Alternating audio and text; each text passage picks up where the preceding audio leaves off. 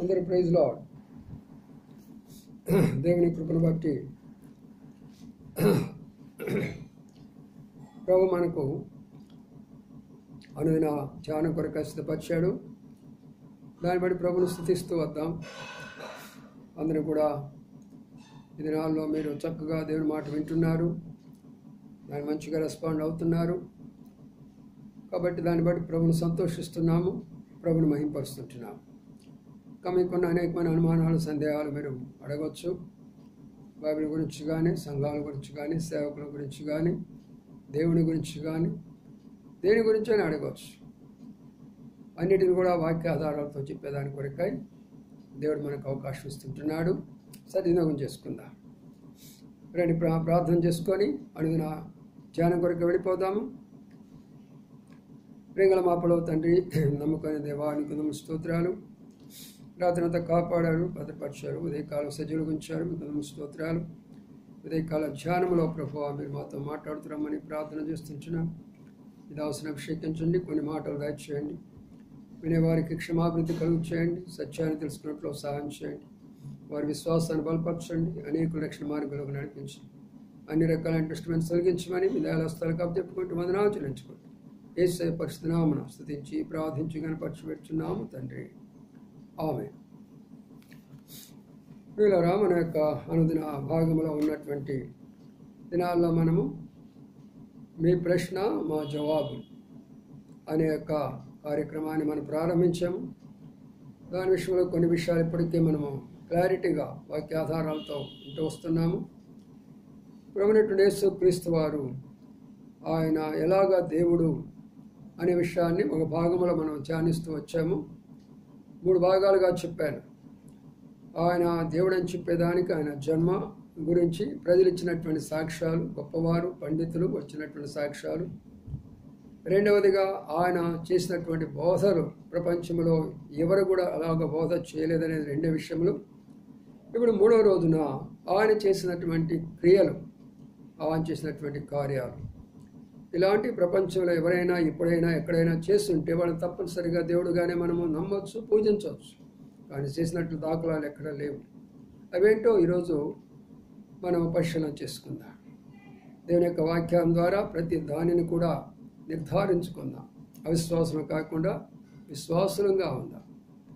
కాబట్టి నా చేతిలో ఉన్నటువంటి పరిశుద్ధ గ్రంథము దాదాపుగా 1600 సంవత్సరాలు, 40 మంది ప్రవక్తలు, పండితులు మొదలుకొని పామరులు, రాజులు మొదలుకొని జాలర్లు, వైద్యులు మొదలుకొని సామాన్యమైన వ్యవసాయదారులతో రాయబడినటువంటి గ్రంథము ఈ యొక్క గ్రంథం. ఎన్ని సంవత్సరాలు? 1600 సంవత్సరాలు. ఎంతమంది? 40 మంది. ఒక స్థలంలో రాసింది కాదు, ఒక సమయంలో రాసింది కాదు. ఆయా స్థలాల్లో ఆయా సమయాల్లో రాయబడినటువంటి మాటలు. కానీ ఒక అద్భుతమైన విషయం ఏంటంటే ఇవన్నీ కూడా కలుపుకుంటూ వస్తే పరిశుద్ధాత్మ ఒకే మార్గంలో తీసుకొచ్చాడు. అంటే ఎక్కడ కూడా భేదభావాలు రాలేదు. ఒక సమయాన్ని బట్టి కానీ, స్థలాన్ని బట్టి కానీ ఎక్కడ కూడా మనకు ఇక్కడ మరి వాక్యం ఎలాగా ఉండేదానికి అవకాశం లేదని అవకాశం లేకుండా ఆ క్రమం అనేది అద్భుతమైన రీతిగా పరిశుద్ధాత్మ దేవుడు రాసిస్తూ వస్తాడు. అంటే రచనకర్త పరిశుద్ధాత్మ దేవుడే, ప్రేరేపించినటువంటిది అనేకులను ప్రేరేపించాడు. వారి వారి అనుభవాలు రాయబడినటువంటి గ్రంథం ఇది. అందుకని నేడు ప్రపంచంలో 3000 భాషల్లో రాయబడిన ఏకైక గ్రంథం. ప్రపంచ చరిత్రలో మొట్టమొదటిగా ముద్రించబడినటువంటి గ్రంథం. ప్రపంచంలో దాదాపుగా 70% అనుసరిస్తున్నటువంటి గ్రంథం. ఇలాంటి శ్రేష్ఠ గ్రంథములను ఆధారాలుగా తీసుకొని మేము చెప్తున్నాము అంటే ఈ కట్టుకథలు కాదు, చందమామ కథలు కాదు, సూర్యచంద్ర కథలు కాదు. ఇవన్నీ ఇవి వాస్తవాలు కాబట్టి ఎవరు కూడా కాదనలేరు. కాబట్టి దాన్ని అంగీకరించారు, ఆ మార్గంలో నడుస్తున్నారు. రెండవదిగా మనం చెప్పేటటువంటి మాట బైబిల్ ఆధారంగా వాక్యానుసారం ఉండాలా, హిస్టారికల్గా చారిత్రాత్మక చూసినప్పుడు మన కళ్ళకు కనబడుతూ ఉండాలా. మూడవది ఇది ప్రాక్టికలా కాదా, ఇది జరగవచ్చా జరగకూడదా, ఇది సంభవమా అసంభవమా అనే వాటి మీద ఆధారపడి ఉంటుంది. అందుకని ఇప్పుడు ప్రభువు యేసు క్రీస్తు వారు చేసిన కార్యాల గురించి మనం చెప్పుకోవాలనుకుంటే యోహాను సువార్త 20వ అధ్యాయం 11వ వచనం అంటాడు, భూలోకంలో ఉన్న గ్రంథాలన్నీ కూడా రాసినా కూడా చాలవట, అన్ని కార్యాలు చేశాడట. ఆయన చేసిన కార్యాలే భూలోకంలో ఉన్న గ్రంథాలు చాలపోతే ఇంకా ప్రతి దాని గురించి ఎలాగ మనం రాస్తాము, ఎలాగ మనం చెప్పగలం? కానీ కొన్ని విషయాలు మీకు దగ్గర తీసుకొని వస్తాము. ఈ రోజున యేసు క్రీస్తు ప్రభువారు దేవుడు అని రుజువుపరచడానికి ఆయన చేసిన కొన్ని కార్యాలు మీద తీసుకొని వస్తాం. చాలా జాగ్రత్తగా వినండి. ఇక్కడ ప్రభువు యేసు క్రీస్తు వారు కొంతమంది ఏమనుకుంటున్నారంటే ఆయన పుట్టుక దినము డిసెంబర్ 25వ తారీఖు, అసలు ఆయన పుట్టాడా లేదా అనే సందేహాలు చాలామందికి ఉన్నాయి. కాబట్టి ఇప్పుడు ఆ సందేహాలు మనం తీర్చుకోవాలి. రెండవదిగా మరి ఆయన దేవుడు అనుకుంటే మరి ఆయనలో ఉన్నటువంటి యొక్క మరి శక్తి ఏమిటో అది కూడా మీకు తెలియజేస్తాం.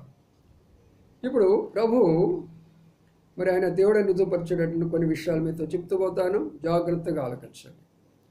మొట్టమొదటిగా ఆయన దేవుడని మార్కు సువార్త 5వ అధ్యాయంలో మరి 5, 6 వచనాల నుంచి మొదలు పెట్టుకుని చదివితే 10 వచనాల వరకు ఈ లోక సంబంధమైనటువంటి దుష్టాత్మలు, దురాత్మలు, దయ్యాలన్నీ కూడా సర్వోన్నతుడైన దేవుని కుమారుడా, దేవుడా నీవెందుకు వచ్చేవయ్యా మా దగ్గరికి అని అన్నారు. అంటే ఎవరు గుర్తుపడుతున్నారు దేవుణ్ణి? దయ్యాలు గుర్తుపడుతున్నాయి, పిశాచులు గుర్తుపడుతున్నాయి, దుష్టాత్మలు, దురాత్మలు గుర్తుపడుతున్నాయి. కానీ నువ్వు గుర్తుపట్టడం లేదే. ఆయన ఇచ్చిన జ్ఞానాన్ని ఉపయోగించుకొని ఆయన వ్యతిరేకంగా మాట్లాడుతున్నావా? ఆయన ఇచ్చినటువంటి యొక్క తెలివితేటలు ఉపయోగించుకొని ఆయన లేడు అనుకుంటున్నావా? ఆయన ఇచ్చిన సమస్తమైనటువంటి యొక్క వివేచన తీసుకొని ఆయన మీద అనుమానిస్తున్నావా? దయ్యాలు చెప్తున్నాయి ఆయన దేవుడు అనే విషయాన్ని. అర్థమైందా? చూసావా? అందుకనే ప్రియులారా, రెండవది మనం గమనిస్తే ఆయన దేవుడని చెప్పేదానికి మరొక గుర్తు ఏంటంటే మత్తయి సువార్త 8వ అధ్యాయంలో 24 వచనం నుంచి 25, 26 వచనాలు మనం చూస్తే ఆయన ప్రయాణం వెళుతూ ఉంటున్నాడు. ఒక చిన్న పడవలో వెళుతుంటున్నాడు, ఒక చిన్న బోట్లో. అప్పుడు ఆయన శిష్యులు కూడా ఆయన దగ్గర ఉన్నారు. సడన్గా తుఫాను వచ్చేసింది సముద్రం మీద, భయంకరమైనటువంటి తుఫాను. అలలన్నీ వచ్చి పైన పడుతున్నాయి. మరి అలాంటప్పుడు మునిగిపోతుంది. శిష్యులు వేసారు, ఎలికాకలేస్తున్నారు, అయ్యా మమ్మల్ని రక్షించు, అయ్యా మమ్మల్ని రక్షించు అంటున్నారు. అప్పుడు ప్రభు ఏం చేస్తున్నాడు తెలిసిన? లేచి సముద్రాన్ని గద్దించాడట. సముద్రమా బీ స్టిల్ అన్నాడు. అంతే. ఆ యొక్క సముద్రాన్ని చూసి నిశ్శబ్దమై మౌనంగా ఉండన్నాడు. ఒక్కసారి సముద్రం అంతా కూడా మౌనం అయిపోయింది. దేవుడు కాకుండా మానవుడు చేయగలడా? ఏ సైంటిస్ట్ అయినా చేస్తాడా? మీరు ఆలోచన చేయండి.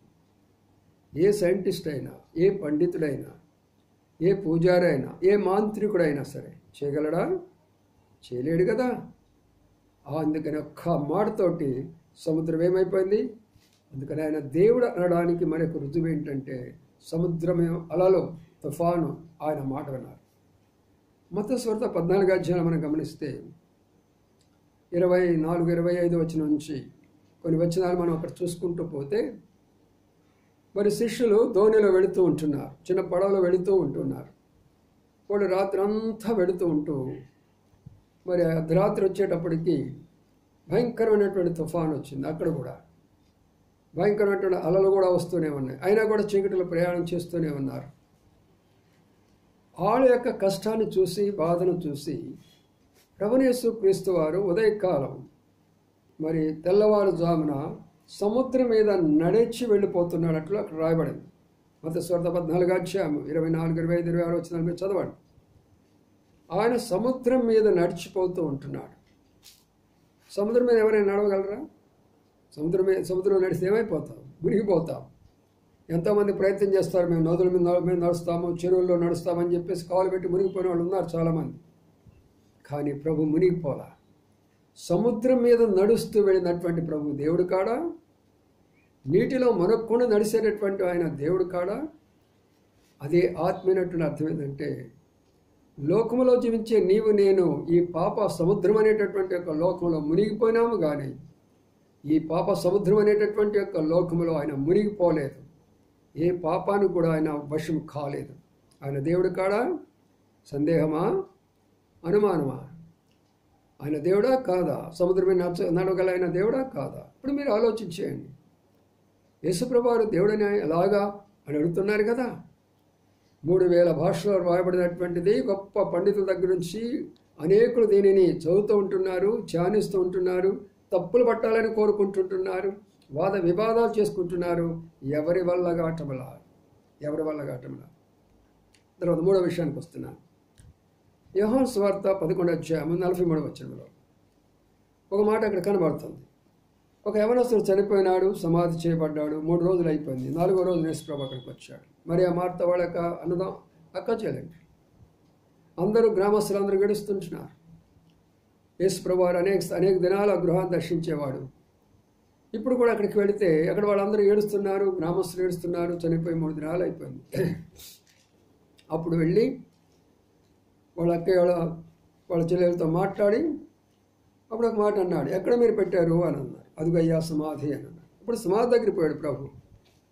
లాజరు బయటికి రమ్మన్నాడు, పేరు పెట్టి పిలిచాడు, అంతే. పేరు కూడా పెట్టి పిలుస్తున్నాడు. 3 దినాల క్రింద చనిపోయినటువంటి వ్యక్తి లేచి బయటికి రాలేదా? 3 దినాలు కింద చనిపోయిన వ్యక్తి లేచి బయటికి రాలేదా? అంటే మరణం మీద అధికారం ఉన్న ఆయన దేవుడు కాదా? ఈ లోపల ఎవరైనా చెప్పగలరా నాకు మరణం మీద అధికారం ఉందని? చనిపోయిన వాళ్ళు చనిపోయినట్టే ఉన్నారు కానీ లేచారా? మన బాబాలు కూడా కొంతమంది 3 దినాలు ఉన్నారు, ఆ తర్వాత వాళ్ళు కోమాలోకి వెళ్ళిపోయినారు, మళ్ళీ లేచారు, మళ్ళీ తిరిగి చనిపోయినారు, ఇక అంతే. కాబట్టి మరణం మీద ఆయనకి విజయం ఇది ఉన్నది, మరణం మీద అధికారం ఉన్నది. జీవం ఇచ్చేటటువంటి దేవుడే, మరణం ఇచ్చేటటువంటి దేవుడే. మనకు ప్రాణం ఇచ్చేది దేవుడే, మన ప్రాణం తీసుకునేవాడు కూడా దేవుడే. కాబట్టి ఇలాంటి యొక్క లక్షణాలు ఉన్నటువంటి ఆయన దేవుడు కాకుండా ఒక మానవుడు అంటావా? లేక మాంత్రికుడు అంటావా? లేక ఒక పండితుడు అంటావా? లేక ఒక పూజారి అంటావా? లేక ఒక ప్రవక్త అంటావా? ఏమని అంటావా? మరి మీరు ఆలోచించేయండి. సముద్రానికి లోబడిపోయినాయి, దయ్యాలానికి లోబడిపోయినది, మరణం మీద ఆయనకు అధికారం వచ్చింది. మరి ఆయన దేవుడు కాడా? అందుకనే ఆయన క్రియలు అనే మాట. తర్వాత మత్తయి సువార్త 8:1-2 మనం చూస్తే మరి ఆయన కొండ మీద ప్రసంగం చేసి కిందకి దిగొస్తుంటున్నాడు. ఒక కుష్ఠరోగి వచ్చాడు. అయ్యా నీకు ఇష్టమైతే నన్ను శుద్ధినిగా చెయ్యి అన్నాడు. ఆయన ఏమన్నాడు? నాకు ఇష్టమే అని ఆయన ముట్టుకున్నాడు, అంతే. మనోళ్ళు ఏం చేస్తున్నారు ఈ రోజున? తోటి మనిషిని ముట్టుకోవడానికి అంటరాని వారిగా చూసినటువంటి ఈ దినాలు వారు దేవుళ్ళ, ఒక తోటి వ్యక్తిని సమానత్వమైనటువంటి వారు వీళ్ళు దేవుళ్ళ, మేమే గొప్ప, మా పాండిత్యమే గొప్ప, మరి మేము చెప్పిందే జరగాల అనేది వారు గొప్ప. ప్రేమ కరుణ హస్తాలతోటి కుష్ఠరోగిని ముట్టి స్వస్థపరిచిన ఆయన దేవుడా? మీరే నిర్ణయించండి. దేవుడు ఎవరు? కుష్ఠరోగిని ప్రేమతో ముట్టినాయన దేవుడా? రే నా దగ్గర రావద్దురా, వెళ్ళిపోమన్నవాడు దేవుడా? నన్ను ముట్టుకోవద్దు అన్నవాడు దేవుడా? వాడు మానవుడు అవుతాడు. నన్ను ముట్టుకోవద్దు అన్నవాడు మానవుడైపోతాడు. సముద్రంలో మునిగిపోయేవాడు మానవుడైపోతాడు. మరణించేవాడు మానవుడైపోతాడు. కానీ రోగం మీద జయము కలిగిన వాడు, మరణం మీద జయము కలిగిన వాడు, సముద్రమైనటువంటి దాని మీదలో ప్రకృతి మీద విజయశాలైనటువంటి యేసు ప్రభు వారు దేవుడు కాడా? మీరే ఆలోచన చేసుకోరా ప్రియమైన సోదరుడా? అంతేకాదు, మార్కు సువార్త 2వ పక్షవాయు గలవాడు వచ్చాడు. మొదటి వచనం నుంచి మనం గమనిస్తూ వస్తే 5-6 వచనాల్లో మరి వాళ్ళందరూ కూడా అక్కడ వచ్చారు ఆయన దగ్గర స్వస్థపరచబడడానికి. పక్షవాయు గలవాన్ని చూసి ఒక మాట అన్నాడు. 9-10 వచనాల్లో లేచి నువ్వు పరిపెత్తుకొని పొమ్మన్నాడు, అంతే. పక్షవాయు అంటే ఏంటి? ఒకవైపు మాట్లాడతాడు, ఒకవైపు నడుస్తాడు, ఒకవైపు పని చేయదు. తాను లేవడమే కాకుండా తన పరుపు కూడా లేపుకొని తన నెత్తిని పెట్టుకొని వెళ్ళిపోవడమా? ఎంత అద్భుతమైన విషయం! కాబట్టి ఇలాంటి యొక్క అద్భుత కార్యాలు చేసేవాడు దేవుడు కాడా?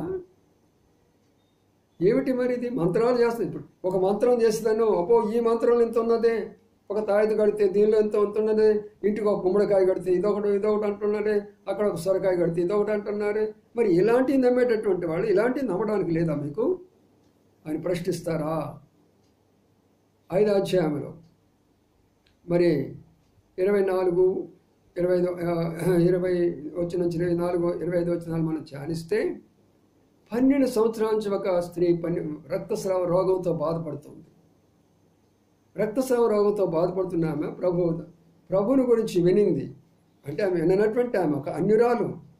ఎంతోమంది డాక్టర్ దగ్గరికి వెళ్ళింది, వైద్యుల దగ్గరికి వెళ్ళింది, స్వస్థపరచబడలేకపోయింది, విసిగిపోయింది జీవితం మీద. ప్రభువు వెనకాలకు వచ్చిన వస్త్రం మాత్రమే ముట్టుకుంది. 12 సంవత్సరాలు ఉన్న వ్యాధి ఒక్క క్షణంలో పోయింది. వస్త్రములో ఆయనలో అంత శక్తి ఉన్నప్పుడు, మాటలో అంత శక్తి ఉన్నప్పుడు, తాకులో అంత శక్తి ఉన్నప్పుడు ఆయన దేవుడు కాడా? అనుమానమా నీకు? సందేహమా నీకు? ఇలాగా చెప్పుకుంటూ పోతే ఎన్ని చెప్పగలను తెలిసిన? నేను కూడా చాలా చెప్పగలను, కానీ సమయం లేదు కాబట్టి కొన్ని విషయాలు మీ ఎదురు తీసుకొచ్చారు. అంతకన్నా ప్రాముఖ్యంగా మరి మత్తయి సువార్త 28లోను, మార్కు 16లోను, లూకా 24లోను, యోహాను సువార్త 20 అధ్యాయంలో కూడా ఆయన చనిపోయి మొదటి 5 వచనాల్లో ఆయన చనిపోయి తిరిగి లేచాడు. ప్రపంచ చరిత్రలో ఎవరైనా ఉన్నారా ఇదిగో పలానా ఆయన చనిపోయి లేచినాడని?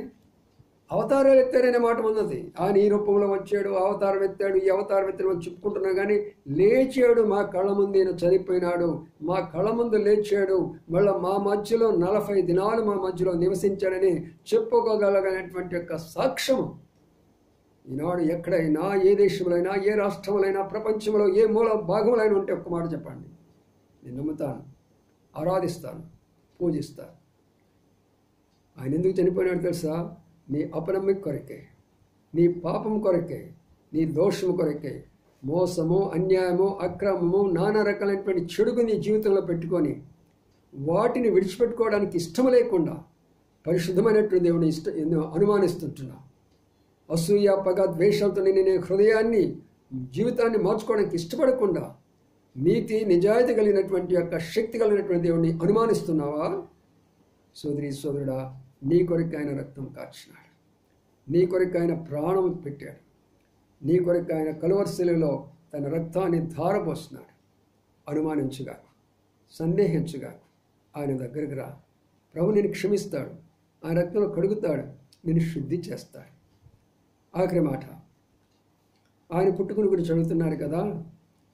ఆయన పుట్టుకుని గురించి ఒక మాట చెప్పాలనుకుంటే మొదటి యొక్క ప్రశ్న, క్రీస్తు శకము, క్రీస్తు పూర్వం అనే మాట నువ్వు తొలగించేసి నీ డేట్ ఆఫ్ బర్త్ చెప్పు చాలు, మీ నాన్నగారి డేట్ ఆఫ్ బర్త్ చెప్పు చాలు. లేక నీ ఇంటిలో ఉన్న నీ కుమారుడో నీ కుమార్తె ఎవరైనా సరే క్రీస్తు యొక్క పేరు తీసివేసి నీ డేట్ ఆఫ్ బర్త్ చెప్తావా? నీ పెండి దినం చెప్తావా? నీ ప్రయాణ దినం చెప్తావా?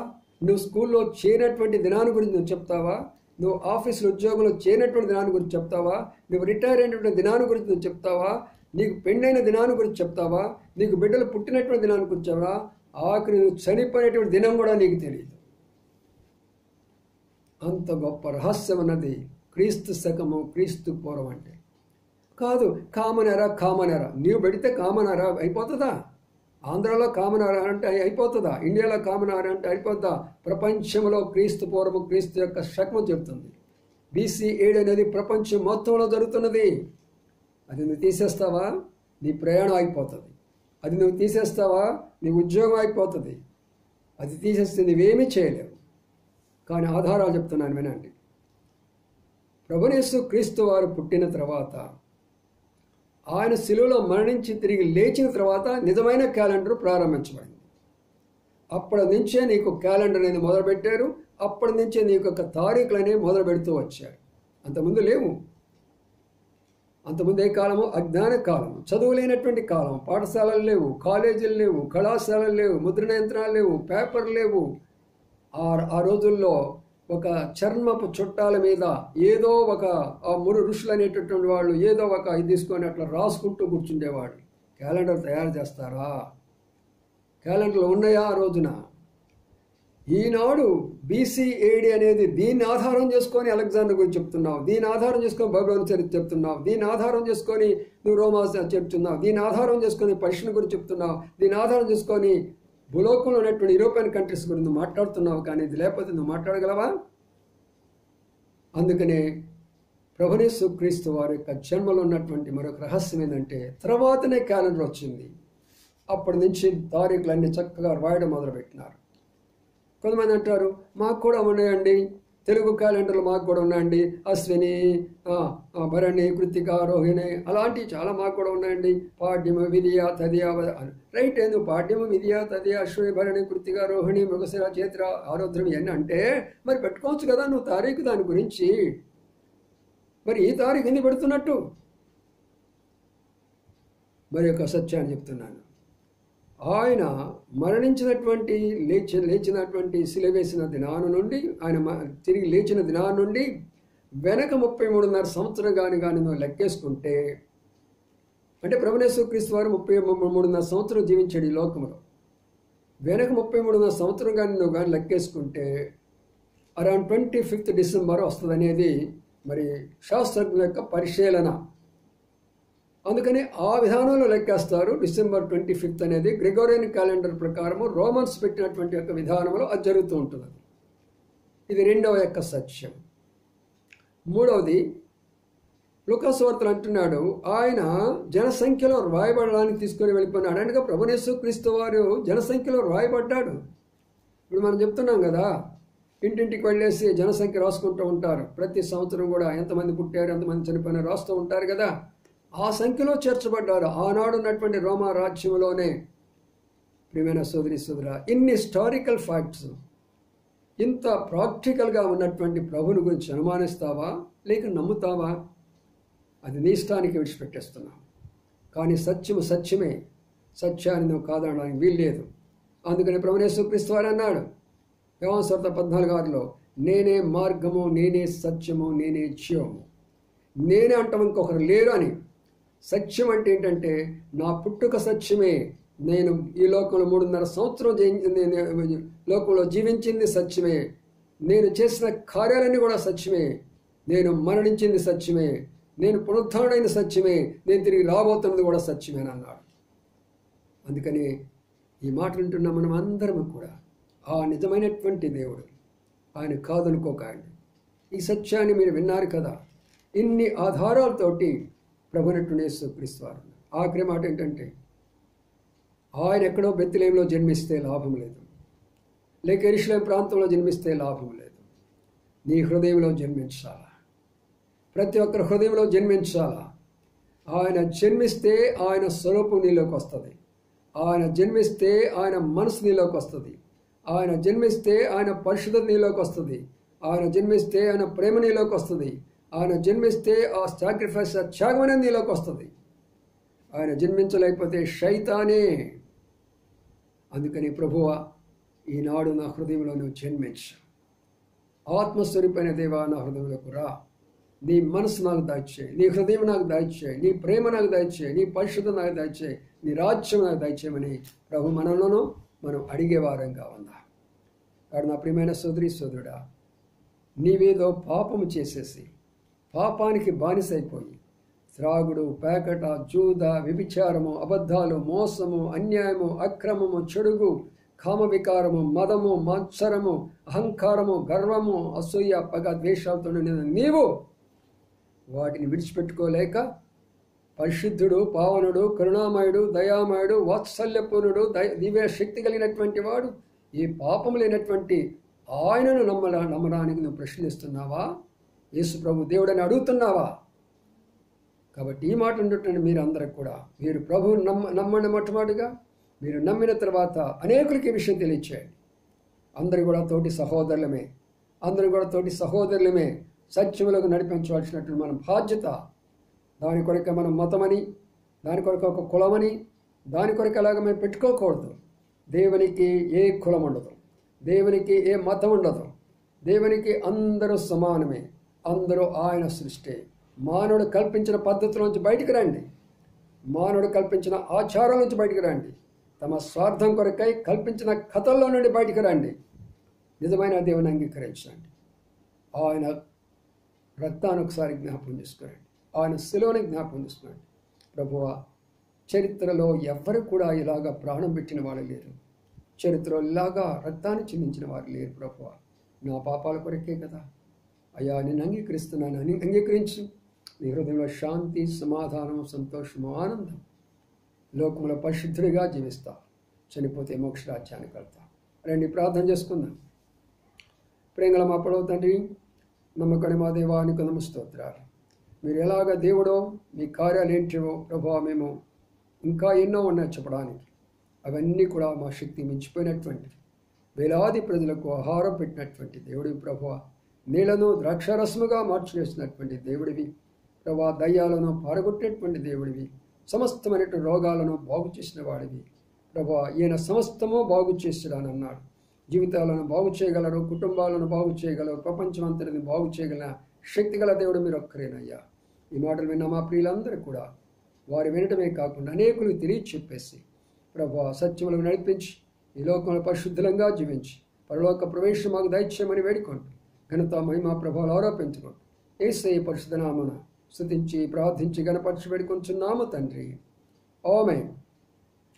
ప్రియమైన సోదరి సోదరుడా, మరి వర్తమానం విన్నా మీరు చక్కగా యేసు ప్రభువు దేవుడు అంటే అనేకమైన రుజువులతో చూసాం కదా. అనేకమైన విషయాలు ఉన్నాయి సమయంలో చెప్పేదాని కొరకై. కానీ మీరు విన్న సత్యాన్ని అనేకులు తెలియచెప్పండి. యాకోబు 4:17 ఒక మాట ఉన్నది, మేలైంది ఎరిగి అది చేయకపోతే అది పాపము అంటారు. ఏమిటి మేలు? ఈ సత్యాన్ని అనేకులు చెప్పడము మేలు. వారి పాపం నుండి విడిపించి వారి పరలోక రాజ్యాన్ని పంపించడం మేలు. అది ఎరుగుండి కానీ నువ్వు చేయకపోతే నీవు పాపం చేసిన వాడు, పాపం చేసిన దాని అవుతావని యాకోబు 4:17 చదువుకోండి. మేలనేది ఎరిగియు దాన్ని చేయవానికి అది పాపమగున అంటాడు. కాబట్టి మీరు వినండి, అనేకులు తెలియచేయండి. ప్రభుచిత్తమైతే మరొక ప్రశ్నకు మరొక జవాబు కోరిక మరొక దినం వస్తాం. అందరి ప్రైజ్ లార్డ్.